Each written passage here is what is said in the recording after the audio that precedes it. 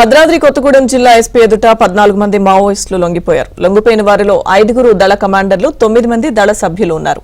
వీరంతా ఛత్తీస్గఢ్, బీజాపూర్, సుక్మా జిల్లాలకు చెందినవారని ఎస్పీ రోహిత్ రాజు తెలిపారు.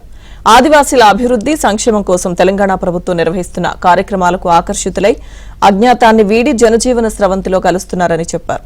సరెండర్ అయిన మావోయిస్టులకు రివార్డులతో పాటు పునరావాసాన్ని ఏర్పాటు చేస్తున్నామని ఎస్పీ వివరించారు.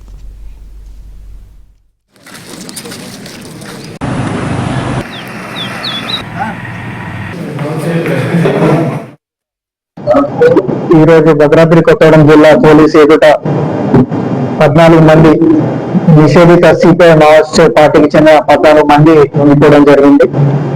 ఈ 14 మంది కూడా బీజాపూర్, సుక్మా జిల్లాలకు చెందిన గ్రామాలు ఎర్రపల్లి, అదేవిధంగా పుంజారి కంకే, కిస్తారం ఏరియా, ఈ ఏరియాలలో పనిచేసే మిలిషియా కమాండర్స్, అదేవిధంగా సిఎంఎం చైతన్య నాట్య మండలి ప్రెసిడెంట్స్, అంతేకాకుండా ఈ ఆర్పిసి రెవల్యూషనరీ పీపుల్స్ కమిటీలో పనిచేసే సభ్యులు, అదేవిధంగా డిఏకేఎంఎస్ ఈ ఆదివాసీ కిసాన్ మజ్దూర్ సంఘటన రిలేటెడ్ ఒక దాంట్లో పనిచేసే వీళ్ళందరూ కూడా 14 మెంబర్స్ మనకు ఈ రోజు ఇక్కడ సరెండర్ అవ్వడం జరిగింది.